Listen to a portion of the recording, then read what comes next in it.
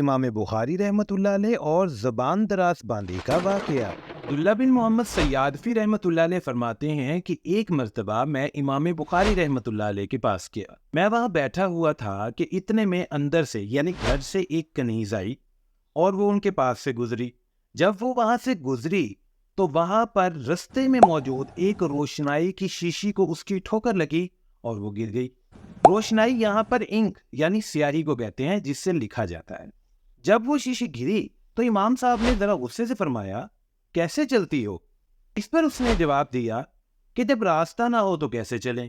یہ بات سن کر امام صاحب رحمۃ اللہ علیہ نے فرمایا کہ جا، میں نے تجھے آزاد کیا۔ یہ بات سن کر میں نے امام صاحب رحمۃ اللہ علیہ سے دریافت کیا کہ اس نے تو آپ کو غصہ دلانے کی بات کی اور آپ نے اسے آزاد کر دیا۔ اس پر امام صاحب رحمۃ اللہ علیہ نے فرمایا کہ جو بات اس نے کہی میں نے اس پر اپنے آپ کو آمادہ کر لیا۔ اسی بات پر ایک حدیث پاک یاد آتی ہے جس کا مفہوم ہے، اے ابن آدم، جب تجھے غصہ آئے تو اسے پی جا، اور جب مجھے غصہ آئے گا تو میں اسے پی جاؤں گا۔ گویا کہ اس بات میں کہا جا رہا ہے کہ جب تجھے چھوٹوں پر یا کسی اور پر غصہ آ جائے تو اسے معاف کر دے، درگزر کر دے، اور جب مجھے تیرے کاموں پر، تیری حرکتوں پر غصہ آئے گا تو میں تجھے معاف کر دوں گا۔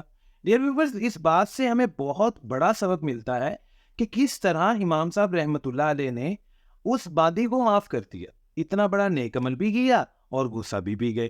اور اسلام میں غصے کو پی جانے کے بہت بڑے بڑے انعامات ہیں، اور آپ دیکھیں کہ اگر امام صاحب کچھ اور کہتے تو پھر وہ آگے سے کچھ اور کہتی، اور آپ بہتر جانتے ہیں کہ جس چیز میں بھی ہم مقابلہ کرتے ہیں وہ بڑھتی جاتی ہے۔ آپ دیکھ لیں، آپ پڑھائی میں مقابلہ کریں گے، زیادہ پڑھنے لگ جائیں گے، دوڑ میں مقابلہ کریں گے، رفتار آپ کی بڑھ جائے گی، لکھنے میں مقابلہ کریں گے، تیز لکھنے لگ جائیں گے۔ اسی طرح اگر بولنے میں یا ایک دوسرے کو برا بھلا کہنے میں بھی مقابلہ کریں گے تو اس میں بھی آپ کی زبان زیادہ سے زیادہ کھلتی چلی جائے گی۔